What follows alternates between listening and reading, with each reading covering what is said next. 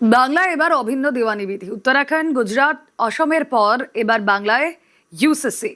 সোমবারে বিধানসভায় অভিন্ন দেওয়ানি বিধি বিল, বিধানসভায় ইউসিসি বিল পেশ করবে বিজেপি সরকার। সোমবার বিধানসভায় বিশেষ অধিবেশন।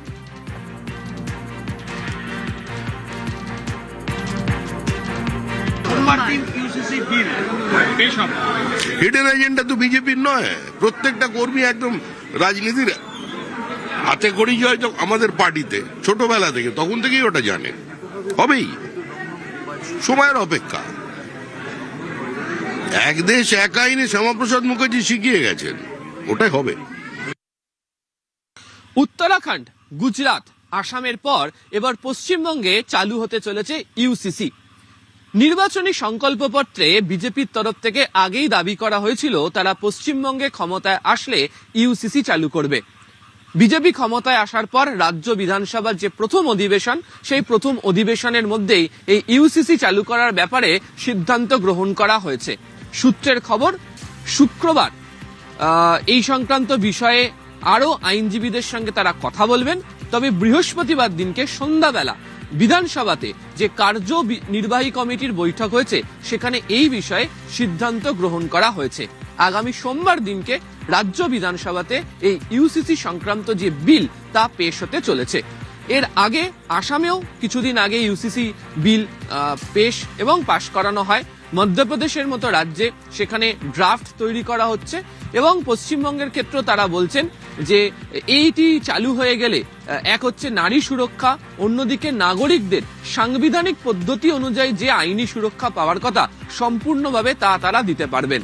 এর আগে আমরা দেখেছি স্বরাষ্ট্রমন্ত্রী অমিত শাহ, প্রধানমন্ত্রী নরেন্দ্র মোদী তারা যখন পশ্চিমবঙ্গে বারবার ধরে প্রচারে এসছেন, তারাও তখন উল্লেখ করেছেন এই ইউসিসি চালুর বিষয়ে। এমনকি কেন্দ্রেও একাধিকবার সরকারের তরফ থেকেই প্রসঙ্গের কথা উল্লেখ করা হয়েছে।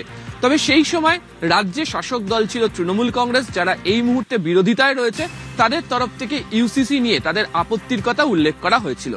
তবে আসামের মতো পশ্চিমবঙ্গেও বিভিন্ন জনগোষ্ঠী বসবাস করে, বিশেষ করে পাহাড়ে এবং জঙ্গলমহলে। তাদের নিজস্ব কিছু সাংস্কৃতিক রীতি রয়েছে, পদ্ধতি রয়েছে।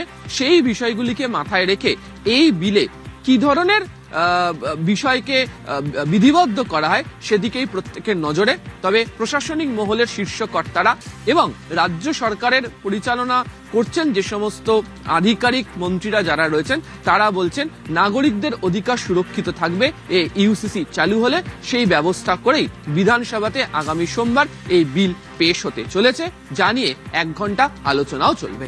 ক্যামেরা অসিত দাসের সাথে আবির ঘোষাল, নিউজ 18 বাংলা, কলকাতা।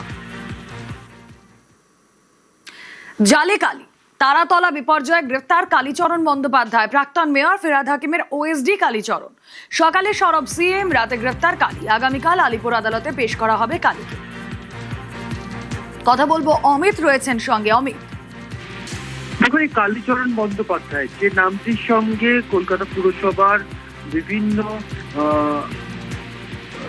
বিল্ডিং এর প্ল্যান পাস করার ক্ষেত্রে উঠে আসছে, সেক্ষেত্রে বিভিন্ন যে ত্রুটিযুক্ত বিল্ডিং প্ল্যান পাস করা হতো বা অনুমোদন দেওয়া হতো, সেই অনুমোদন পাওয়ার ক্ষেত্রে কালীচরণের প্রভাব সামনে আসছে। সেক্ষেত্রে গতকাল যে বিপর্যয়, তারাতলার যে বিপর্যয়, তার যে বিল্ডিং প্ল্যান 2026 সালে 17 জানুয়ারি পাস করা হয়েছিল বা অনুমোদন পেয়েছিল পুরসভা থেকে, সেই প্ল্যান পাসের ক্ষেত্রেও এই কালীচরণ বন্দ্যোপাধ্যায়ের হাত রয়েছে, তার প্রভাব রয়েছে, তার সুস্পষ্ট বা তার তথ্য প্রমাণ হাতে পেয়েছে পুলিশ কর্তারা।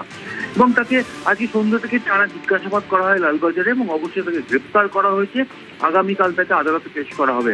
আজকে মুখ্যমন্ত্রী শুভেন্দু অধিকারী স্পষ্ট করে দিয়েছিলেন যে ত্রুটিপূর্ণ প্ল্যান তাদের হাতে এসছে বা পুরসভা থেকে যে প্ল্যান পাওয়া গেছে, তাতে তৎকালীন মেয়র ফিরহাদ হাকিমের তার সিগনেচার রয়েছে এবং ফিরহাদ হাকিমের সই সংক্রান্ত যে নথি, সেই নথি এই মুহূর্তে পুলিশের হাতেও রয়েছে। এই কালীচরণ বন্দ্যোপাধ্যায় তিনি ছিলেন ওএসডি এবং ফিরহাদ হাকিমের আত্মসহায়ক। এবং কালীচরণ বিভিন্ন যে অভিযোগ সামনে আসছে, কালীচরণ বিভিন্ন ওকে অমিত, আমরা কালীকে তুললে সব বেরিয়ে যাবে। কলকাতা কর্পোরেশনে কালী না বললে কোনো প্ল্যান হয় না। আর Kali appointed by Camac Street, সবাই জানে। আর এই কালী বাইপাসের পাশে আপনাদের তৃণমূল ভবন বানাচ্ছে 200 কোটি টাকা দিয়ে। আর এখান থেকে টাকাটা তুলে ঘরে পাঠায়। আমরা সব জানি, সব বের করেছি, আমরা এফআইআর হয়েছে, আরো ব্যবস্থা নিচ্ছি। তৃণমূল জামানায় কলকাতা পুরসভায় কালী কথা। মেয়র থাকাকালীন ফেরহাদ হাকিমের ওএসডি ছিলেন কে? এই কালীচরণ বন্দ্যোপাধ্যায়। তার নির্দেশ ছাড়া নাকি পুরসভায় একটা পাতাও নড়তো না। তারাতলা বিপর্যয় স্ক্যানারে সেই কালীচরণ বন্দ্যোপাধ্যায়।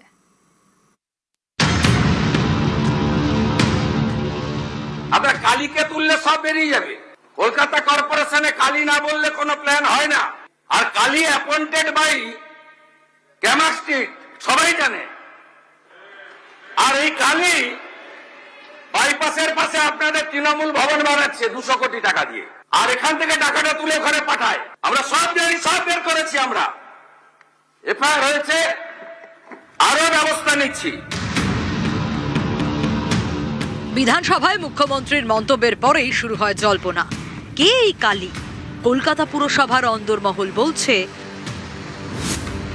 কালী হলেন কালীচরণ বন্দ্যোপাধ্যায়, ডব্লিউবিসিএস অফিসার, একদা ফেরহাদ হাকিমের ডান হাত, এখন পুরসভার এমপি ল্যাড ম্যানেজার। ফেরহাদের আমলে নাকি কালীর নির্দেশ ছাড়া কলকাতা পুরসভায় একটা পাতাও নড়তো না। চেতলাতে কালী পুজো তো বিখ্যাত। তো এই যারা মেয়রের ঘরে, অর্থাৎ ফিরহাদ হাকিম যখন মেয়র ছিলেন তার ঘরে যদি কেউ প্রবেশ করতে চাইতো, কে যদি পা রাখতে চাইতো, তাহলে তাকে নাকি কালী প্রণাম করে যেতে হতো।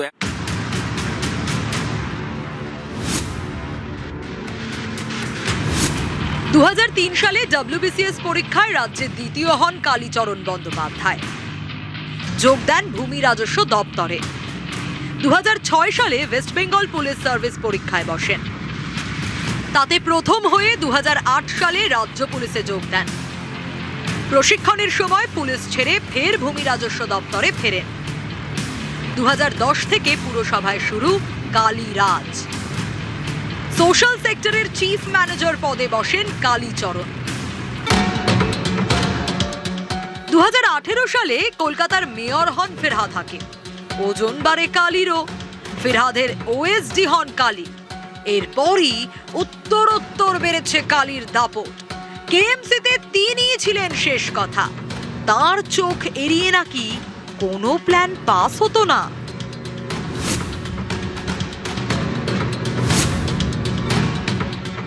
2010 থেকে কলকাতা পুরসভায় সোশ্যাল সেক্টরে তিনি চিফ ম্যানেজার পদে নিয়োগ ছিলেন এবং ফিরহাদ হাকিম যখন এর আগে মেয়র পরিষদ ছিলেন রোডস বিভাগের, তখনও তিনি তার আত্মসহায়কের কাজ করেছেন এবং তারপর যখন ফিরহাদ হাকিম 2018 সালে আবারও কলকাতা পুরসভায় মেয়র হিসাবে তিনি আসেন, তখন তিনি তার আত্মসহায়ক হন এবং তার সঙ্গে অফিসার অন স্পেশাল ডিউটি হিসেবে কলকাতা পুরসভার মেয়র বিভাগে তিনি আসেন।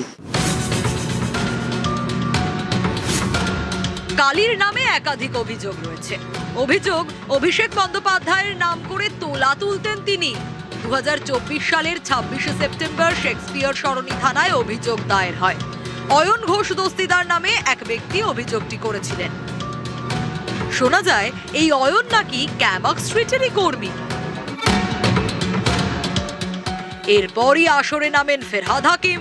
অনেকে বলেন অয়নের করা অভিযোগ নাকি বেশি দূরে এগোয়নি, কোনো এফআইআরও দায়ের হয়নি।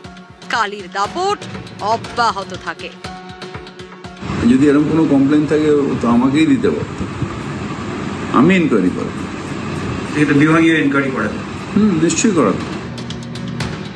তারাতলা বিপর্যয় এবার স্ক্যানারে সেই কালীচরণ।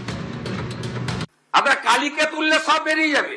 কলকাতা কর্পোরেশনে কালী না বললে কোনো প্ল্যান হয় না। আর Kali appointed by Camac Street. Kolkata থেকে আবির ঘোষাল এবং বিশ্বজিৎ সাহা, নিউজ 18 বাংলা।